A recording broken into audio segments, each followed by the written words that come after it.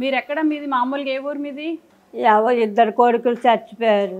ఎవరు లేరు. పెన్షన్ 5 సంవత్సరాలంటే రాలేదు. మీది ఏ ఊరు మామ? మరి అలాగే ఎవరో ఇస్తే పెట్టడం. ఏ ఊరు మీది?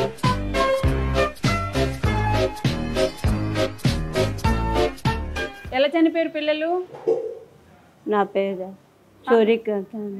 పిల్లలు ఎలా చనిపోయారు అంటున్నాను. ఎలా చనిపోయారు? మా ఆయన మీ పిల్లలు ఇద్దరు కొడుకులు. ఆ కొడుకులు చచ్చిపోయారు. ఎలా చనిపోయారు? తరుణ్ కుమార్ ఒకటి, సంతోష్ కుమార్.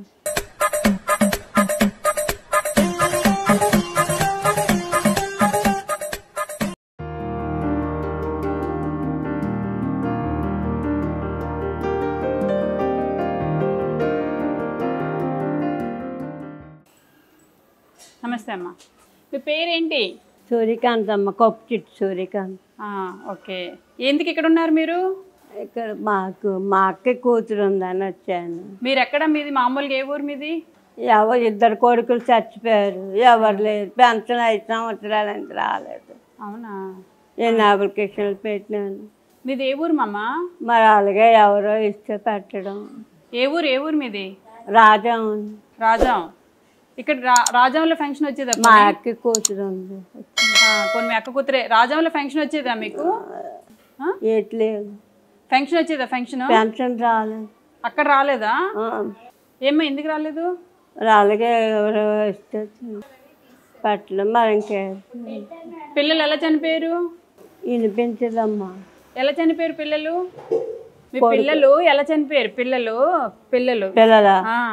ఒకటి చచ్చిపోయి 14 సంవత్సరాలు అని. చిన్నోడు చచ్చిపోయి, పెద్దోడు చచ్చిపోయి 6 ఏళ్ళు అయింది. ఎలా చనిపోయారు? మా ఆయన. మీ పిల్లలు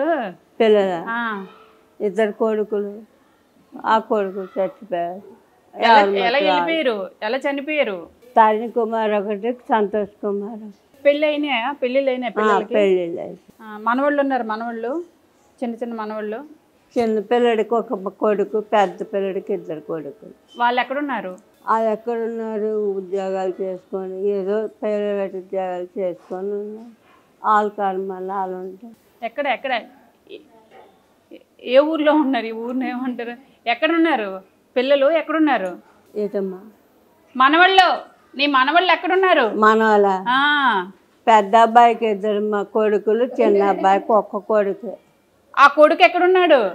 ఈ ఊర్లోనే ఉన్నాడు.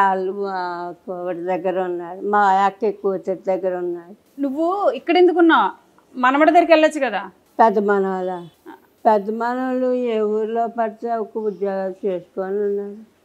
ఇంకే ఎవరి మట్టుగా వాళ్ళు ఉంటారు. ఇప్పుడు ఇక్కడ ఉన్నావు కదా, ఇది ఎవరిల్లు? ఇది ఎవరమ్మా? ఇప్పుడు మీరు ఇక్కడ ఉన్నారు కదా, ఇది ఎవరింట్లో ఉన్నారు? మా అక్క కూతురు ఉంది. అక్కకి కూతురు ఉన్నారు. ఆ కూతురు అంటే వస్తుంటాను వెళ్తుంటాను. అలాగా ఒంట్లో బాగాలేదు కదా, ఇప్పుడు రావడం లేదు. ఎవరు? రాజా నుంచి ఎవరన్నా వచ్చి తీసుకొస్తే వస్తాను. కాలు ముడుకులు నొప్పులు, కాలు పొంగిపోయి ఒంట్లో బాగోలేదు. మందులకి అవుతుంది నెలకు 500. నొప్పి మాత్రలు, బీపీ మాత్రలు, గ్యాస్ట్రిక్ మాత్రలు అన్నీ కొనుక్కుంటాను. ఇలాగే ఎవరైనా ఇచ్చేస్తే కొనుక్కుంటాను. సరే, అయితే సూర్యకాంత్ బామ్మగారి పరిస్థితి మీకు అర్థమైంది కదా. ఈవిడిది ఇప్పుడు ప్రజెంట్ అయితే విశాఖపట్నంలో మా అమ్మగారిని పరిచయం చేస్తున్నాను. కానీ ఈవిడిది రాజాం అనమాట. అంటే విజయనగరం, బొబ్బిలి అటు సైడు తను ఉండేది. 2 కొడుకులు ఉంటే 2 కొడుకులు మరి ఏ కారణంతోనే చనిపోయారు. ఇక మనవాళ్ళు వీళ్ళు ఉన్నారంటే మనవాళ్ళు మీ మామని ఏం చూస్తారు చెప్పండి. ఇంకా కోడలు చూసుకోవాల్సిన బాధ్యత ఉంది. మరి ఆవిడ పరిస్థితి ఎలా ఉందో తెలియదు కాబట్టి బామ్మగారు వాళ్ళ అక్క కూతురు ఇక్కడ ఉంటున్నారు. వీళ్ళు వాచ్మెన్గా పనిచేస్తున్నారు అనమాట. సో వీళ్ళకి ఇక్కడ ఏదో కనీసం ఓపెన్గా వెళ్ళే స్పేస్ ఉంది కాబట్టి మా అమ్మగారికి అంత మంచం వేసి అలా ఏదో భోజనం పెడుతున్నారు. బామ్మగారికి మరి ఏ రీజన్తో ఫంక్షన్ రావట్లేదో నాకు తెలియదు. ఇప్పుడు అడగాలంటే కనుక సాయంత్రం అయిపోతుంది ఆవిడకి వచ్చే సమాధానం.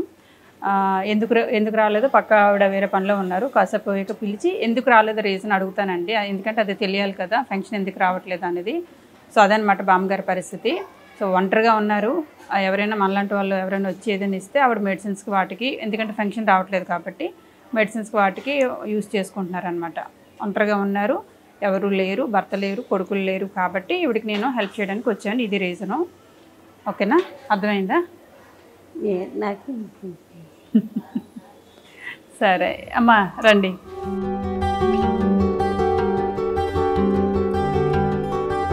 అమ్మా నమస్తే అమ్మా, మీ పేరేంటి? రామలక్ష్మి. మీరు ఈవిడికి ఏమవుతారు?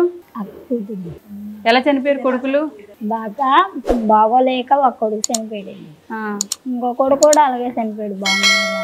ఆవిడ మనవడి దగ్గర కోడల దగ్గర ఎందుకు ఉండట్లేదు? వాళ్ళు సరిగా చూడరండి మేడం. వాళ్ళకి వాళ్ళ భర్తలు చనిపోయారు, వాళ్ళ పిల్లలు వాళ్ళ పని వాళ్ళు చూసుకుంటారు. మీ ఆయన ఏం చేస్తారు?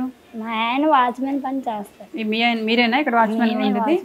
ఎంత ఇస్తున్నారు ఇక్కడ మీకు జీతం? మాకు 3,000 ఇస్తారు మేడం. 3,000 ఇస్తారు. మిగతా ఏమైనా పనులు చేసుకుంటారా? మరి ఇల్లు పనులు చేసుకుంటే. నీకెంతమంది పిల్లలు? నాకు 3 పిల్లలండి. తిన్నావా? తిన్నాను. ఏం తిన్నారు? ఇడ్లీ పెట్టింది. ఇడ్లీ తిన్నారా? ఎన్ని ఇన్ని అన్నీ లేదు, ఎన్ని వేసాను తినేస్తా? బీపీ మాత్ర వేసుకుంటాను. అరే కూర్చోవాలని పీకిస్తుంది అంతా బీపీ. మీ మనవడు ఫోన్ చేశాడు, మీ మనవడు ఫోన్ చేశాడు, నేను తీసుకురమ్మన్నాడు. వస్తావా? చెప్పమ్మా. రా అంటే ఎక్కడికి? మనవడి దగ్గరికి అట వెళ్తావా? మనవడి దగ్గరికి. మనవాడి దగ్గరికి అక్కడికి వెళ్ళాం. ఎందుకని? ఎక్కడికి వెళ్ళాం. కోళ్ళు రమ్మన్నదని చెప్పండి. మనవాడికా? మీ కోళ్ళు రమ్మన్నది అంటున్నారు మేడం గారు. వాళ్ళు ఎవరి మట్టుగా వాళ్ళు చేసుకొని కష్టపడి బతుకుతున్నారు. లేరు కదా, మొగుళ్ళు లేరు, బతుకుతున్నారు ఈ రోజు ఎలా అవుతుంది. సరే అది వదిలి, ఇవిడికి ఎందుకు ఫంక్షన్ రావట్లేదు? మేడం పెట్టాను సరే, ఎన్నిసార్లు పెట్టినా సరే రాలేదు మేడం. ఎందుకు రాలేదమ్మా? రాకపోవడం ఏంటి? ఆవిడ వృద్ధాప్యంలో ఉన్నారు. వీడియో కదా. మా ఊర్లో వాళ్ళు కూడా కళ్ళు కనబడలేదు మేడం. ఎన్నిసార్లు పెట్టాము. కొడుకులు ఉన్నాయి, కొడుకులు లేరు, చూడట్లేదు, ఎవరు రాలేదు. రేషన్ కార్డులో 2 కొడుకు, అప్పుడు చిన్న కొడుకు వాళ్ళతో ఉండేది మేడం. ఓహో, వీళ్ళు కోడలు ఆ కోడలు భర్త చనిపోయిన తర్వాత. సరే సరే ఓకే, ఇంకా అర్థమైందిలేండి. కోడలు కూడా సేమ్ ఆధార్ పైన ఉండటం వల్ల ఇవ్వట్లేదు. ఆ 2 కోడలకైనా వస్తుంది? ఆవిడకి వస్తుంది. సరే, కోడలకు వస్తుంది, ఈవిడికి తీస్తారు. ప్రభుత్వం ఈ విషయాన్ని మాత్రం దృష్టిలో పెట్టుకోవాలి. ఇంట్లో 2, 3 వీడియోస్ ఉండేటప్పుడు భర్తలు చనిపోయిన ఆడవాళ్ళకి ఎలా ప్రభుత్వం ఎలాగూ ఖరారు చేశారు, భర్తలు చనిపోయిన వాళ్ళకి వీడియో ఫంక్షన్ ఇవ్వాలి అని చెప్పేసి అని. ఒకటే ఆధార్ కార్డు, ఒకటే ఇంట్లో ఉండేటప్పుడు ఒకటే ఆధార్ కార్డు, ఇంటి నెంబర్ ఉంటుందండి. మరి ఇంటి నెంబర్ ఉండేటప్పుడు 2, 3 వీడియోస్ ఉండేటప్పుడు ఆధార్ కార్డు పైన ఇంటి నెంబర్ పైన ఇంతమందికి మేము ఇవ్వము అనేది అది రూల్ని కాస్త తప్పించాలి. ఎందుకంటే వాళ్ళ కుటుంబ పరిస్థితిని కూడా లోకల్లో ఉన్న సర్పంచులు కానీ వాలంటీర్లు కానీ వీళ్ళ కుటుంబ పరిస్థితిని దృష్టిలో పెట్టుకొని కొంతమందికి వీళ్ళకి ల్యాండ్ ఉందా, వీళ్ళు ఫైనాన్షియల్గా బాగానే ఉన్నారా, బాగానే ఉంటే కనుక వీళ్ళకి వీడియో ఫంక్షన్ ఇవ్వాల్సిన పని లేదు. కుటుంబ పరిస్థితులు బాగాలేదు, భర్తలు చనిపోయారు, వీళ్ళకు అనారోగ్యంతో బాధపడుతున్నారు, వీళ్ళ పరిస్థితి కూడా అంతంత మాత్రమే, వ్యవసాయం లేదు, భూమి లేదు, ఇల్లుళ్ళు కూడా సరిగ్గా లేవు, ఇలాంటి వాళ్ళకి మనం ఖరారు చేయాలి అని ఒక చిన్న దృష్టిలో పెట్టుకోవాలి. వీళ్ళింట్లో తన భర్త చనిపోయారు, వీళ్ళిద్దరికి కొడుకులు ఉంటే కొడుకులకు పెళ్ళిళ్ళు అయితే వాళ్ళిద్దరు కొడుకులు కూడా చనిపోయారు. మరి అలాంటప్పుడు వీళ్ళకి 3 వీడియో ఫంక్షన్ రావాలి, కానీ 3కి రావు అని చెప్పేసి ఈవిడిని వృద్ధాప్యంలో ఉన్న ఈవిడ ఫంక్షన్ తీసిస్తే ఇప్పుడు కోడళ్ళు చూస్తారని గ్యారంటీ ఏముందండి, మనవాళ్ళు చూస్తారని గ్యారంటీ ఏముందండి. ఇప్పుడు వాళ్ళు కూడా భర్త చనిపోయి ఆర్థిక స్థితి సరిగ్గా ఉండదు. అలాంటప్పుడు వాళ్ళే బ్రతుకుతారా, ఈ బామ్మగారిని చూసుకుంటారా? ఇప్పుడు ఈవిడికి వచ్చేసి షుగరు, బీపీ అన్ని హెల్త్ ఇష్యూస్ వస్తాయి. మరి ఈవిడ ఎవరిపైన ఆధారపడాలి? అటు కొడుకు లేడు, ఇటు భర్త లేడు, మరి ఎవరిపైన ఆధారపడాలి? కనీసం ప్రభుత్వం ఇచ్చిన 4,000 3,000 ఏమైనా ఉంటే కనీసం ఆవిడ ఇంకొకరిపైన ఆధారపడకన్నా తినడానికో లేకపోతే మెడిసిన్ తెచ్చుకోవటానికో తను సెల్ఫ్ రెస్పెక్ట్గా తను ఇంకొకరిపైన ఆధారపడకన్నా తన జీవనం ఏదో ఉన్నంతలో కనీసం ఎవరికొకరికి హెల్ప్ చేసుకొని ఎవరికొకరు బ్రతిమాడుకొని ఆ డబ్బులు ఇచ్చి మందులు తెప్పించుకోవడం ఏదో ఒకటైనా చేయగలుగుతారు కదా. సో ప్రభుత్వం ఇలాంటి విషయాలను దృష్టిలో పెట్టుకొని కొన్ని కుటుంబాలకైనా అంటే ఫైనాన్షియల్గా బాగున్న వాళ్ళని తప్పించైనా ఇలాంటి వాళ్ళకి ఫంక్షన్స్ కానివ్వండి లేకపోతే మనం ఇచ్చే పథకాలు ఇలాంటి వాళ్ళకి వర్తించేటట్టుగా చూస్తారని నేను ఈ వీడియో ద్వారా నేను చిన్న విన్నపం ప్రభుత్వానికి తెలియజేసుకుంటున్నాను. Thank you. సరే మమ్మ, నీకు బియ్యం ఇస్తాను, తీసుకుంటారా? ఏదో పెట్టండి, మీరే పెట్టాలి. ఏం కావాలి? నీకేం కావాలి? నువ్వు అడుగు మా అమ్మ. పాప నువ్వు అడుగు. ఏదో మీ దయమ్మ, నువ్వు అడుగు, నేను ఇస్తాను. ఏది పెట్టినా మీ దయ. అడిగితేనే కదా అమ్మ కూడా అన్నం పెడుతుంది. అలా అడుగు ఒకసారి. ఏవో బియ్యం ఇస్తే ఏదో తింటాను, ఇచ్చేస్తాను. పెన్షన్ గురించి కొంచెం ఏదో చూస్తే. పెన్షన్ అంటే నా చేతిలో ఉండదులే, అది ప్రభుత్వం చూసుకోవాలి. రిక్వెస్ట్ అయితే పెట్టాము.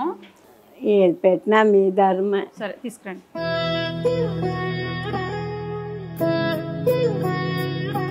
ఇవి నీకోసం వచ్చాను. అమ్మ మీ పేరేంటి? రామలక్ష్మి గారు. అది నేను తెచ్చింది ఈవిడ కోసమే, ఓకేనా? మీరు ఆవిడకి కొంచెం షెల్టర్ ఇచ్చారు కాబట్టి నేను ఆవిడని ఉద్దేశించి నేను వచ్చాను. మిమ్మల్ని కూడా నేను ఎంకరేజ్ చేయాలి, ఎందుకంటే ఎవరు పట్టించుకోకపోయినా అక్క కూతురుగా మీరు కూతురు లాంటి వాళ్ళే కాబట్టి ఆవిడని చాదీసి ఇంట్లో పెట్టారు. మీలాంటి వాళ్ళు ఉండాలి, ఇన్స్పిరేషన్గా ఉండాలమ్మా, చాలామందికి ఇన్స్పిరేషన్గా ఉండాలి. ఎవరో ఒకరు ఆదరించకపోతే ఇంకా ఆవిడ పరిస్థితి ఏంటి? అదే మీకున్న దాంట్లో కనీసం ఏదో పక్కన మంచం వేసైనా కూర్చోబెట్టారు, అది చాలా సంతోషం. తీసుకురండి.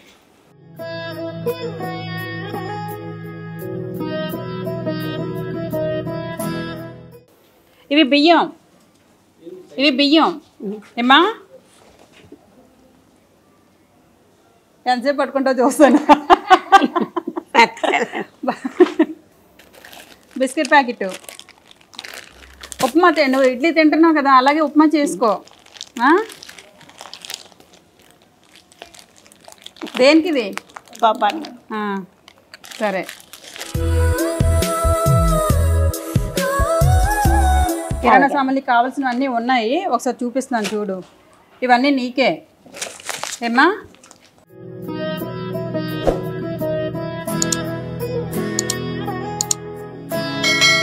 నువ్వు కట్టుకున్న లాంటి చీర తెచ్చాను మా అమ్మ నీకు. కలర్ కూడా తప్పిపోలేదా? అయ్యో సేమ్ కలర్ తెచ్చానే.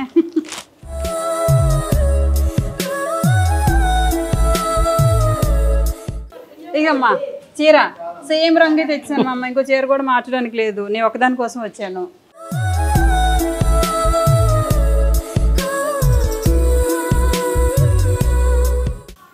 ఫంక్షను మందులు ఏమైనా కావాలన్నావు కదా, కొనుక్కో, ఏదైనా తెచ్చుకొని ఉండండి, సరేనా? సంతోషమేనా? సంతోషమేనా? అన్నీ ఇస్తే సంతోషం కాదమ్మా. ఎప్పుడు ఆయురారోగ్యాలతో అందరికి పెట్టి శుభ్రంగా. Thank you. మీరు చల్లకుంటే మాలాట వాళ్ళు చూస్తారు కదా. చూస్తాను, తప్పకుండా చూస్తాను నేనైతే. సరే ఇవన్నీ నీకోసమే తెచ్చాను, సరేనా? అలాగే. సరే అయితే నేను వెళ్ళరానా? నేను వెళ్ళిపోనా?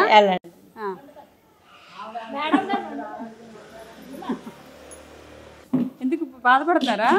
అనవసరంగా వచ్చానా బాధపెట్టడానికా? ఏమైంది? అయ్యో ఇది ఎక్కడ గొడవ?